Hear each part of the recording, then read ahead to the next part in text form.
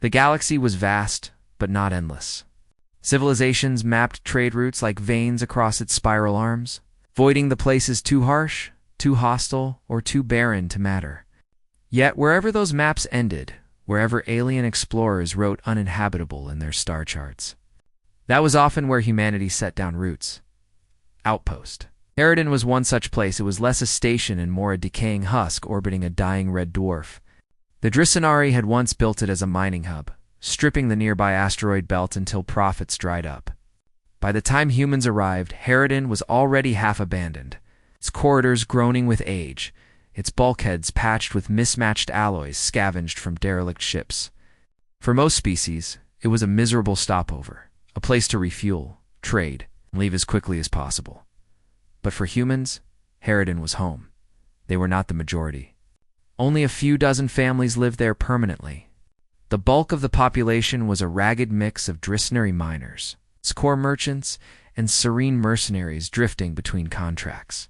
The humans, however, had a reputation. They thrived in conditions that made others wilt. Toxic air? They built crude filters from old machinery. Radiation storms? They wore patchwork shielding cobbled together from outdated gear. Where others complained, humans adapted. The fragile peace of Eridan shattered when the power core began to fail. Every inhabitant knew what that meant. The core was ancient, its stabilizers long past replacement. If it melted down, the explosion would vaporize half the station, and the rest would be left to suffocate as life support failed. Evacuation was not an option. The nearest rescue fleet was weeks away. For the aliens, panic set in immediately. Families packed what they could carry, rushing to overcrowded shuttles that would never reach safety. In the chaos, one voice cut through. Captain Alaric Vance. He wasn't the commander of Eridan. He wasn't even a soldier. He was a freighter captain whose ship, the Iron Sparrow, was notorious for looking like it belonged in a scrapyard. But Alaric had something the others didn't, the refusal to accept inevitability. Where the aliens saw doom, he saw a challenge.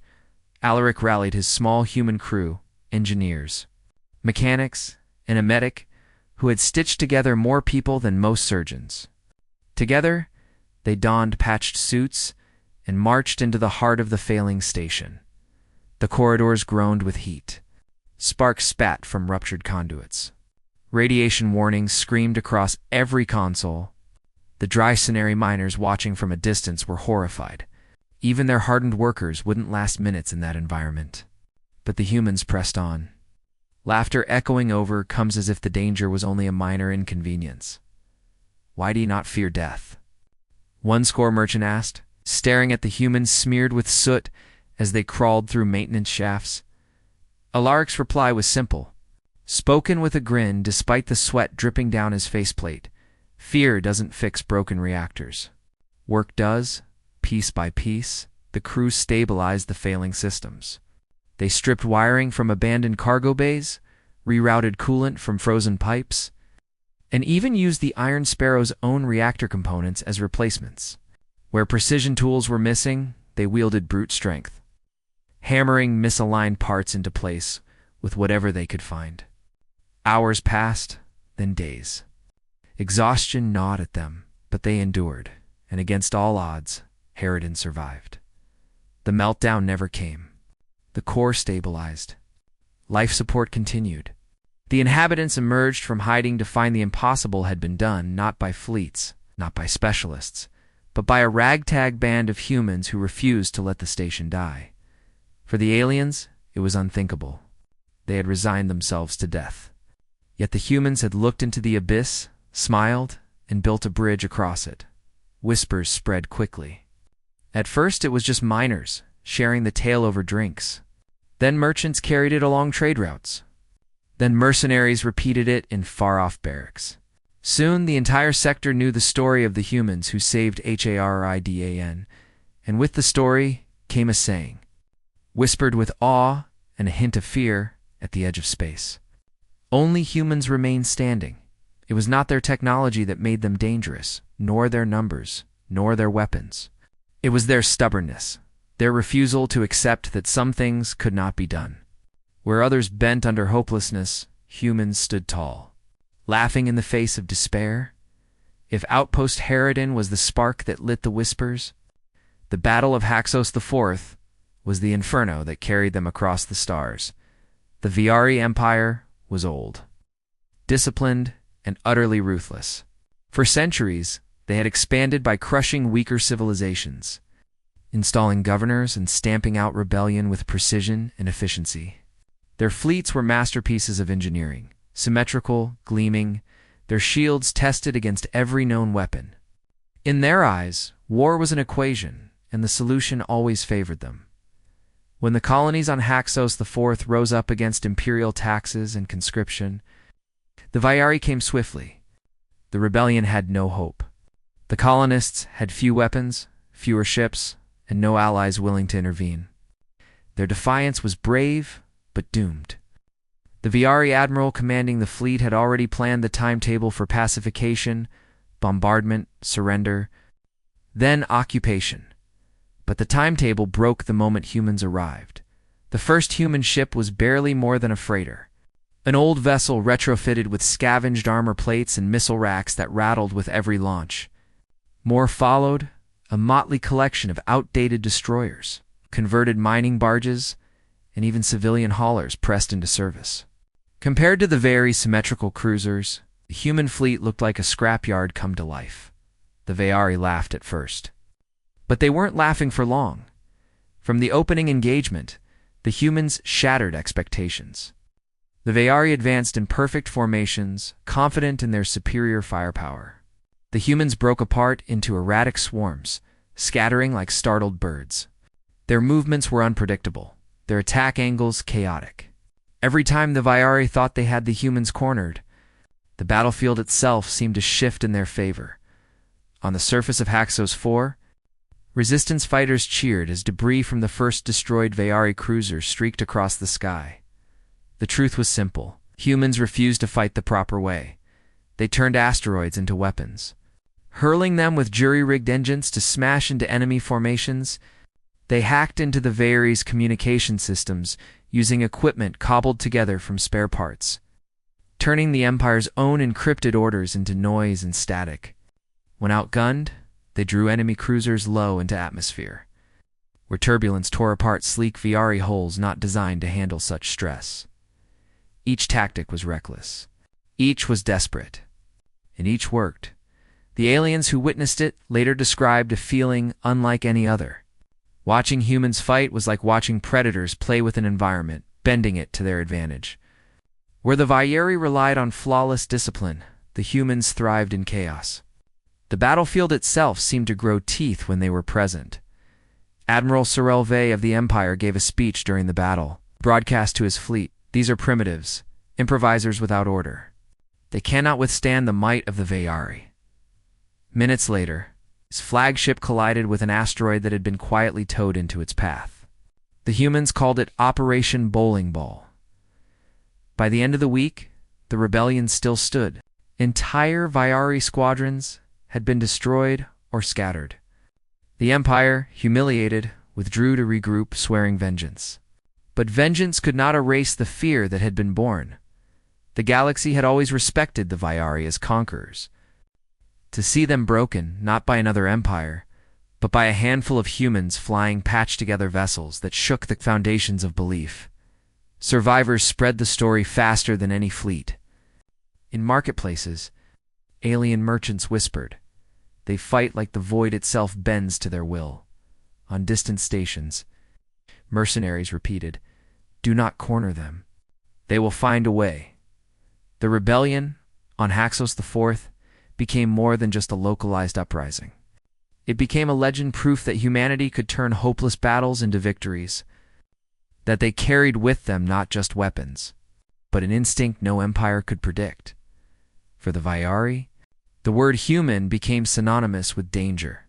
No officer wanted to explain to the Admiralty that they had lost to primitive scavengers, yet the evidence was undeniable. What made humans terrifying was not their ships, nor their technology, nor even their numbers. It was their refusal to acknowledge the word impossible. The Viari had entered Haxos IV, expecting a swift victory. Instead, they had given the galaxy its second great tale of human defiance. And as the survivors of both sides told and retold the story, the saying grew louder, carved deeper into the collective memory of the galaxy. Not all the tales about humanity were about war, survival, or desperate improvisation. Some were stranger, subtler, and in their own way, far more unsettling to the galaxy. One of the most retold among these was the story of Mira Ellison, the human who defeated the Grau Confederacy without firing a single shot. The Grau were not warriors. They didn't need to be. For nearly 3 centuries, their power came not from fleets or armies, but from words. Their entire culture revolved around debate and law, and they wielded bureaucracy the way others wielded blades. They had perfected the art of diplomacy to a weapon so sharp that few dared challenge them in their great halls. Empires had risen and fallen at their negotiating tables. No outsider had ever emerged victorious in open dispute when humanity began settling worlds near Grau space. Border disputes were inevitable. The Grau demanded territory, citing ancient precedent. Humanity refused, citing survival. Normally, this would end with the opposing side exhausted, broken by months of endless hearings, forced into signing a treaty heavily favoring the Grau that was their way drown opponents in logic until they drowned in their own frustration. The Grau invited humanity's delegation to their capital. From the start, they underestimated them. Humans, in their eyes, were still frontier creatures, stubborn, dangerous, but unsophisticated. They expected the same kind of brash soldier leaders who fought at Haxos IV. Instead, they got Mira Ellison, a soft-spoken woman with sharp eyes and a reputation as a diplomat, who never raised her voice. The great halls of the Confederacy were vast marbled chambers, designed to intimidate with sheer grandeur. Rows of alien delegates sat beneath glowing banners while scribes recorded every word. The Grau speakers took the floor first, as was custom. They spoke for hours. They cited laws older than human civilization. They quoted precedents from obscure cases. They listed treaty after treaty, building a wall of logic designed to crush Mira under its weight. She listened, patiently, calmly, for a full day. She said nothing. The aliens whispered among themselves. Perhaps they thought the human had already been broken. On the second day, Mira stood. She didn't bring notes. She didn't bring data. She didn't even raise her voice. She spoke for less than an hour, and her entire argument boiled down to a single sentence. If your laws cannot protect the weak, then your laws protect nothing. The Grau delegates were stunned. To them, it was nonsense, emotional rhetoric, devoid of citation, without precedent. Yet the words hung in the chamber like a thunderclap. Some scoffed. Others frowned, and a few quietly began to repeat them. The session adjourned, and Mira left without pressing further. It was a tactical withdrawal that baffled her opponents. They expected endless counter-arguments, desperate legal trickery, or at least a fight. Instead, she had planted a seed and walked away. That seed grew among the Grau. Debate was not merely political, it was cultural. Ideas spread like fire in their society. Mira's sentence began circulating through subcommittees, through minor councils, through taverns, where commoners gathered to argue the day's affairs. If laws did not protect the weak, what good were they? The Confederacy had prided itself on order, but Mira had exposed its flaw. Order meant nothing if it only benefited the strong. Weeks passed. Factions fractured. Entire systems debated endlessly, paralyzed by the humans' words. By the time Mira returned, she didn't need to argue at all. The Grau themselves had begun drafting reforms, reshaping their laws to account for her challenge. When she finally entered the chamber again, she simply presented the compromise the Grau had, knowingly built for themselves. The Confederacy had no choice but to yield. They couldn't refute her without refuting their own identity. When a junior aide asked Mira afterward how she had done it, she smiled faintly and said, "Humans are storytellers. Sometimes one sentence is sharper than 1,000 blades." The galaxy took note. The Vyari feared humanity's ability to turn battlefields into chaos. The Growl now feared something else entirely, their ability to turn ideas into weapons. From then on, whenever a human diplomat entered a chamber, whispers if the galaxy was unsettled by humanity's stubborn survival on Harridan, their chaotic brilliance on Haxos 4, and their ability to bend words into weapons through Mira Ellison. Then the discovery on Karsus 7 shook them to the core. Karsus 7 was not on any active charts. It had once been a penal colony of the old Trell Dominion, an empire long dead, its records scattered to dust. The Trell had chosen the world for its lethal conditions, razor storms that shredded metal, a thin, toxic atmosphere and soil, to poison, to grow anything. Prisoners were dumped there to vanish, either dying within weeks or scratching out a short, miserable existence. When the Dominion collapsed in civil war, the prison was abandoned. No rescue ships came. No supply freighters followed. To the wider galaxy, Karsus 7 was a graveyard forgotten, irrelevant. Centuries later, a serene scout ship stumbled upon it while chasing pirate signals. Their sensors picked up faint power readings, impossible in a place that should have been silent. Curious, the scouts descended through the planet's storms. What they found defied reason. The prison was not dead, it was alive. What should have been a crumbling ruin was instead a thriving settlement. Crude wind turbines spun above battered cliffs. Pipes drew water from deep aquifers. Shantytowns had grown into sturdy villages, their walls hammered together from scrap metal and the bones of crashed ships. Crops grew in soil no alien would dare touch. Filtered through elaborate systems that neutralized toxins, and walking through it all were humans. 50 years earlier, a transport ship carrying human convicts and guards had been caught in a wormhole surge, flung across space, and crash-landed on Karsus 7. With no way to call for help, no outside aid, and nothing but a poisoned world to greet them. They had been left to rot. They had not rotted. Instead, convicts and wardens alike had set aside old rivalries and built, piece by piece, they transformed hell into home. They learned which plants could be rendered edible by boiling, which toxins could be filtered by sand, and how to stitch broken technology into something that still worked. Children were born, grew strong, and laughed beneath skies filled with lightning storms. By the time the Serene arrived, the population had grown to nearly 2,000. The scouts, armored in hazard suits, could scarcely comprehend what they were seeing. To them, survival here for a single season was unthinkable. To thrive for decades was impossible. The human leader, a broad-shouldered man named Jonas Reddick, descended from one of the original convicts, greeted the aliens with a calm, amused smile. His hands were calloused, his clothes patched, but his eyes carried a fire that made even the battle-hardened Serene hesitate. "You shouldn't be here," Jonas told them. "The storms don't take kindly to visitors." "How did you endure this?" the Serene captain asked, voice filtered through static. Jonas only laughed. "Endure? We stopped enduring years ago. We stopped waiting for rescue. We became our own salvation." The words spread as quickly as the scouts could report them. For many alien species, the revelation was terrifying. Most cultures collapsed when supply chains broke or when leadership faltered. Abandonment was a death sentence. But humans? Abandonment was a crucible. The galaxy suddenly realized something chilling when left with nothing. Humans didn't despair, they adapted. They built hope out of ash, civilization out of scraps, futures where none should exist. Alien scholars began to whisper comparisons.